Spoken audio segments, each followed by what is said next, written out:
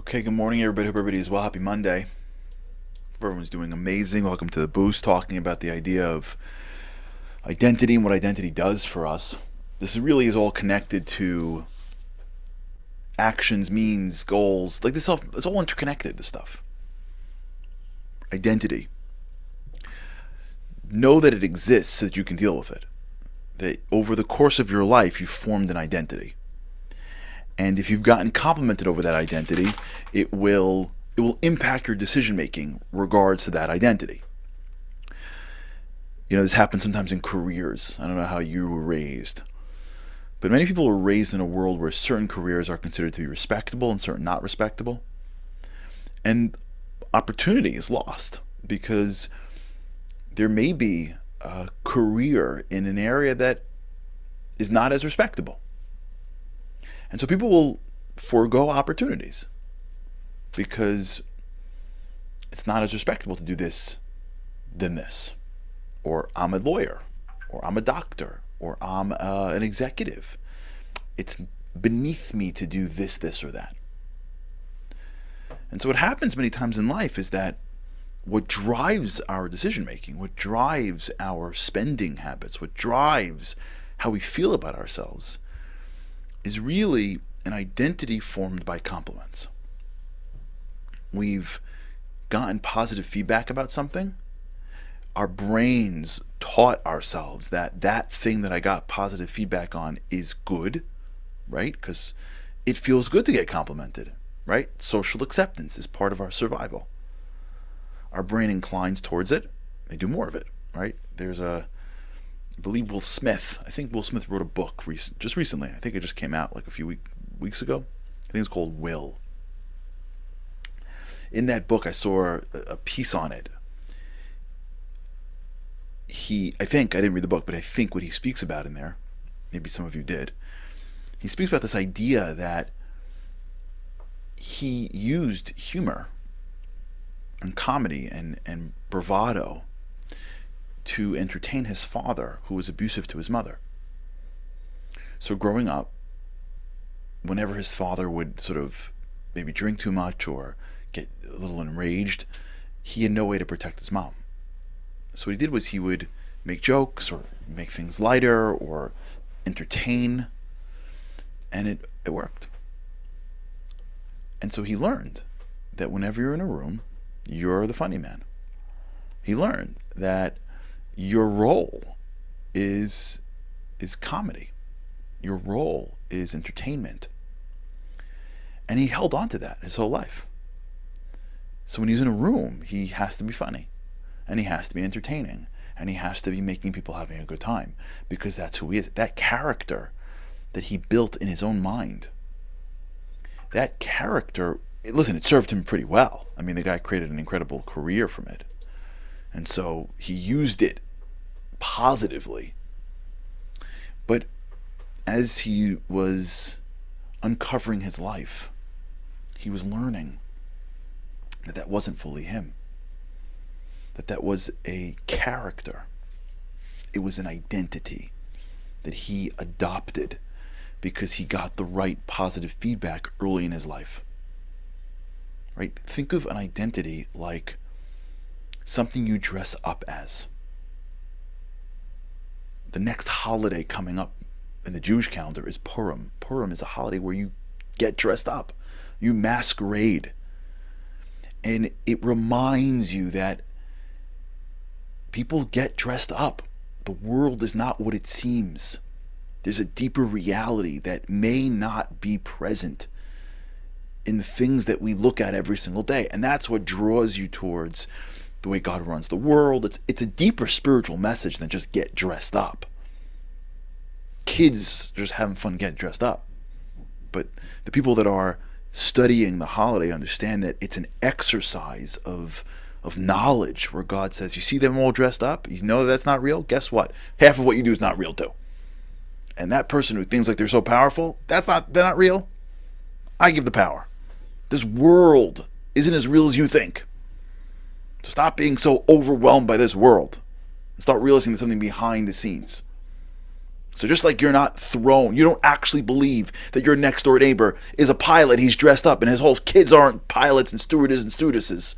Just like you don't think that the neighbor down the block won the Olympics, and that person in the corner isn't, Paw Patrol.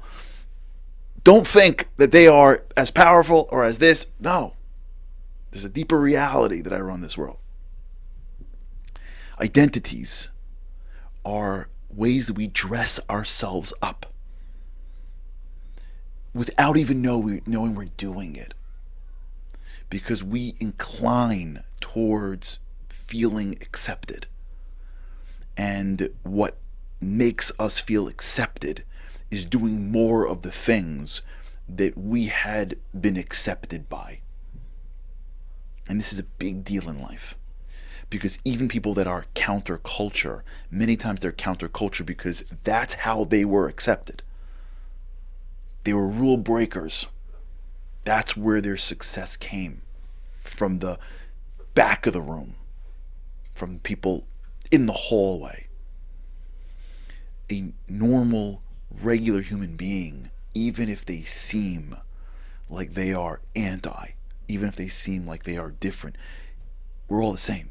We're all inclining towards someone to accept us, to give us the positive feedback, to be socially accepted.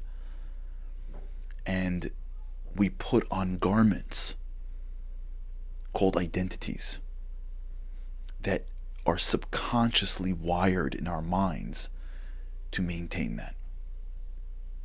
So the tough person that doesn't show emotion at some point realizes that I can't show emotion. I had a guy on a trip once who may be watching. He was on our trip in Israel. Great guy. Great guy. And he came to the wall, the Western Wall, if I remember this correctly. And he broke down in tears. And he came to me and he said, one of his children's has special needs. And as soon as she was born, he became the tough one. He had to be strong. So he became the strong one. So he never showed emotion. It was not manly. So for a decade, maybe more, he said he never cried. Ever. Strong. Mentally tough. Emotionally strong. It was a garment. It was an identity. And it came from a good place. It came from a place of trying to take care of his family and thinking that that's what they needed. It came because he was probably had some positive reinforcements along the way when someone said, "You're so strong. You're like a rock. I could rely on you. I could depend on you." And he reached a place where he was overwhelmed by the experience, and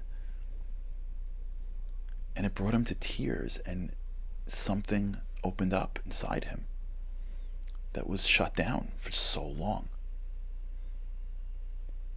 Is he the guy who doesn't cry? No. We're not anything that we think we are. We are souls with unlimited potential. But we put on garments. And one of our garments is, I'm tough. I don't cry. I don't smile. I just had this recently with somebody in a company that I was working with, that I am working with, where they said to me, this whole group, what is a department at a large company, this whole group, how come nobody smiles? Like, why is everybody always too intense to smile? Like, what's going on? And I tried to explain to them that, this group, they value themselves based on their analytical ability. They're tough. They analyze. They close deals. Smiling is soft. They don't even realize it. They come into work and they put on a garment. And that garment includes focus, not smiling. When we put on an identity, we we tap into a part of our brain that says, this is who you are. Because this is our pathway to social acceptance. But here's the secret. It's not who you are. And until you fully believe that, you're at risk. Because the identity can go away. I want to talk about this. I was very proud of somebody last week. Not that he needs me to be proud of him. We'll talk about it tomorrow. The greatest football player maybe that we've seen in the past 10 years, even though he's played for 22 seasons, Tom Brady retired. And I read the retirement statement, and there was a piece of it that I really liked that I'll talk to you about how he was able, I think, to transcend this issue. I will talk about it. Think about this today. When you do something, when you act in a way, see if you can find your garments. See if you can find all the ways you dress up.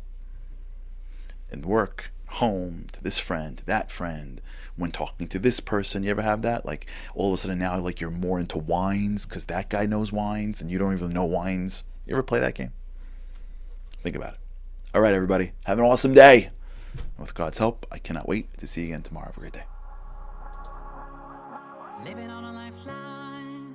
The world doesn't ever seem to change. Looking for the sunshine, but you're caught up in the rain. It's like your eyes are wide open, but you cannot see. You're watching life pass you by like 1, 2, 3. Walking in destruction. The winds of life blur your vision. All the devastation. Forever feels like you're on the run. It's time. No one else can set you free. You're locked inside, and only you have got the key.